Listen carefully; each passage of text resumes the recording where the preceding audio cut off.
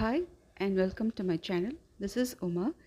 Mutton gravy குக்கரில் எப்படி பண்ணலான்ற recipe தான் ஷேர் பண்ணியிருக்கேன். So let's start. ஸோ இதுக்கு 2 பெரிய வெங்காயம் ஸ்லைஸ் பண்ணி வச்சுருக்கிறேன். 1.5 நாட்டு தக்காளி, 4 பச்சை மிளகாய் கீரி வச்சுருக்கேன். இஞ்சி, வெள்ளைப்பூடு, கொஞ்சம் கொத்தமல்லி, கருவேப்பிலை. வெள்ளைப்பூடும் இஞ்சியும் நல்லா வாஷ் பண்ணி தோல் சீவி எடுத்திருக்கேன். இன்றைக்கி தேங்காய் சேர்க்காம தான் இந்த குழம்பு செய்ய போகிறோம். ஸோ இதுக்கு அதோட 5 ஏலக்காய், 2 ஸ்டார் அனீஸ், ஒரு மராட்டி மொக்கு, 5-6 கிராம்பு, 2 சின்ன துண்டு ஜாதிபத்திரி, பட்டை இருந்ததுன்னா அதையும் சேர்த்துக்கலாம்.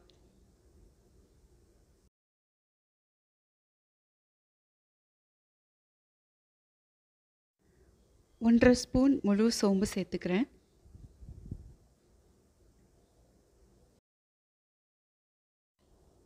இது கூட 1 ஸ்பூன் சீரகம்,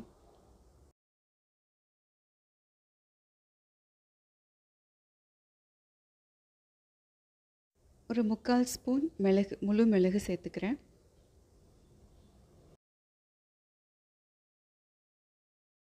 இந்த குட்டி ஸ்பூனில் ஒரு 3/4 ஸ்பூன் நான் சேர்த்துக்கிறேன். இப்போ இது எல்லாத்தையுமே நல்லா தண்ணி விட்டு நைஸாக ஒரு பேஸ்ட் ஃபார்மில் நம்ம அரைச்சி எடுத்துக்கலாம்.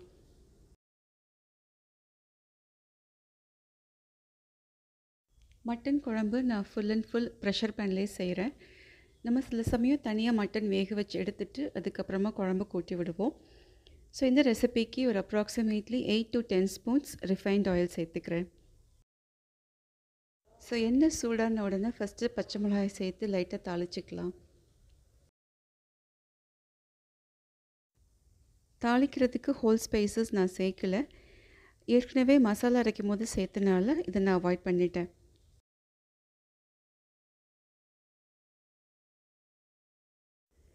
இப்போது கருவேப்பிலை, கொத்தமல்லி, நான் கொத்தமல்லி முதல்ல சேர்க்குறேன் ஒரு நல்ல ஃப்ளேவருக்காக. ரொம்ப ஜாஸ்தி சேர்க்கல, சும்மா ஒரு கைப்பிடி நான் சேர்க்குறேன். அதோட கருவேப்பிலை இதெல்லாமே லைட்டாக வதக்கிக்கலாம்.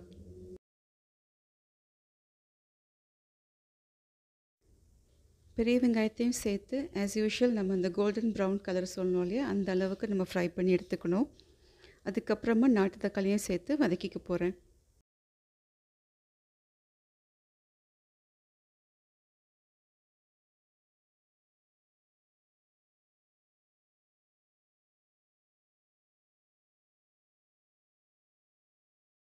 வெங்காயம் நல்லா வதங்கிருச்சு. இப்போது தக்காளியும் சேர்த்து அதுவும் ஒரு கால்வாசி வேகிற அளவுக்கு வதக்கிக்கலாம்.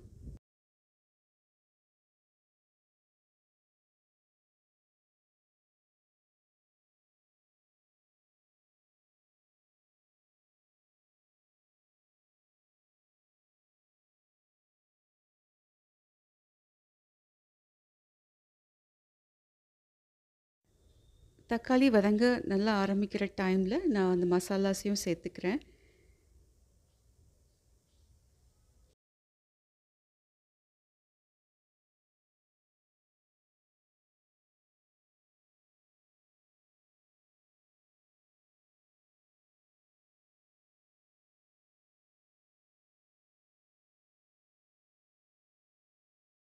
மசாலா சேர்த்து நம்ம நல்லா அதை வறுத்துக்கணும். லைட்டாக எண்ணெய் பிரிஞ்சு வரும் இல்லையா, அந்த ஸ்டேஜ் வரைக்கும் நம்ம வதக்கிக்கணும்.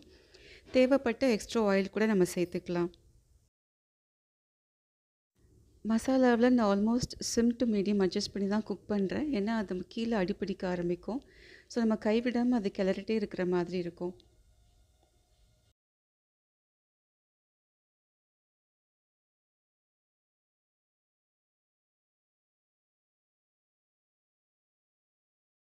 நம்ம மட்டன் சமைக்கிறப்போ மட்டனில் உள்ள கொழுப்புமே வந்து கரைஞ்சி அதுவுமே ஒரு அடிஷ்னல் ஆயில் மாதிரி இருக்கும். ஸோ என்ன நம்ம ரிஃபைன்ட் ஆயில் சேர்க்குறது, நம்ம அதுக்கு தகுந்த மாதிரி நம்ம சேர்த்துக்கலாம்.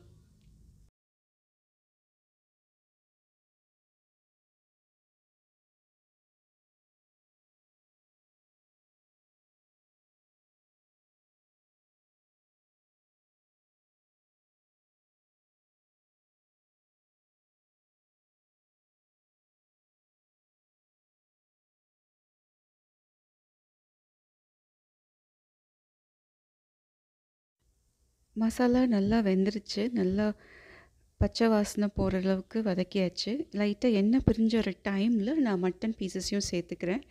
இது 1/2 கிலோ மட்டன்.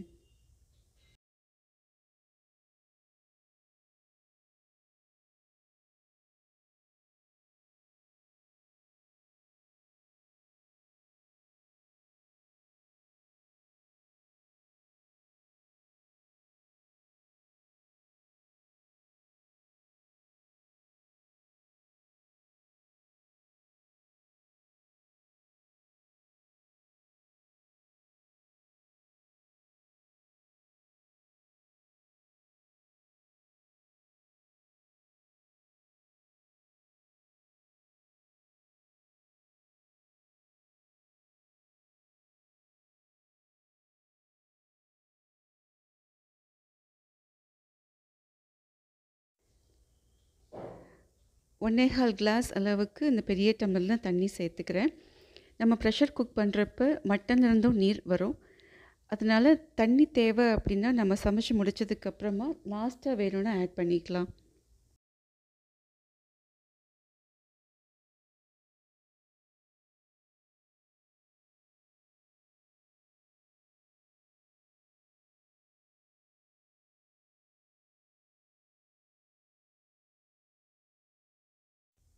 காரத்துக்கு 1 ஸ்பூன் தனி மிளகாய் தூள், 1 ஸ்பூன் தனியாத்தூள், ஒரு 1/2 ஸ்பூன் மஞ்சத்தூள் சேர்க்குறேன். நான் ஏற்கனவே 4 பச்சை மிளகாய், ஒரு 3/4 ஸ்பூன் முழு மிளகு சேர்த்துருக்கிறதுனால நான் காரப்பொடியெல்லாம் கொஞ்சம் கம்மியாக தான் சேர்த்துருக்கேன். நமக்கு எவ்வளோ காரம் வேணுமோ அந்தளவுக்கு காரத்தையும் நம்ம கூட்டிக்கலாம்.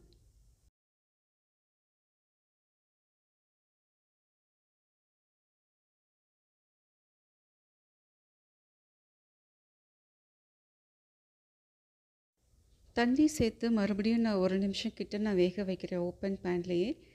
அதுக்கப்புறமா மூடி போட்டு ஒரு 10 to 12 விசில் வர வரைக்கும் நம்ம குக் பண்ணி எடுத்துக்கலாம்.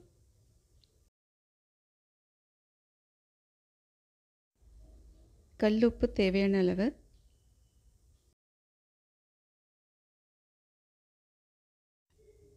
உப்பு சேர்த்து ஒரு 2 கொதி வரைக்கும் நான் குக் பண்ணிக்க போகிறேன்.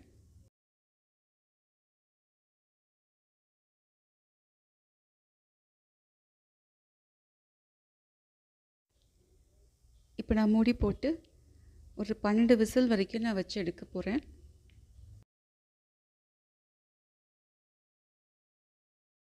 ஸ்டீம் அடங்கிருச்சு. ஓப்பன் பண்ணி பார்க்கலாம்.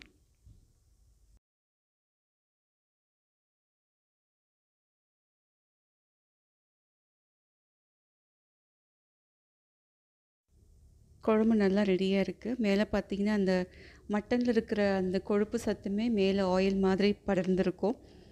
ஸோ நம்ம அதுக்கப்புறமா ஒரு 1 or 2 மினிட்ஸ் கிட்ட நல்லா கொதிக்க வச்சோன்னா இன்னும் கொஞ்சம் டேஸ்ட் நல்லாவும் இருக்கும். கொஞ்சம் குழம்பு திக்கனாகவும் ஆகும். நமக்கு உப்போ இல்லை வேறு ஏதாவது எக்ஸ்ட்ரா இன்க்ரீடியன்ஸ் ஆட் பண்ணோன்னா இந்த டைமில் நம்ம ஆட் பண்ணிக்கலாம்.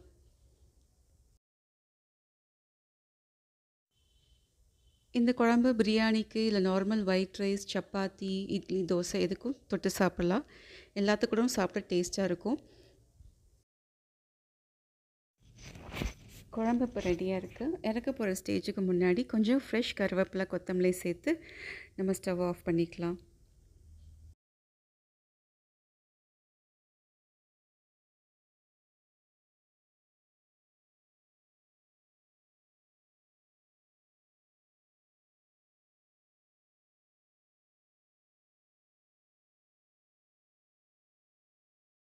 Hope you like my video. Thank you and happy food.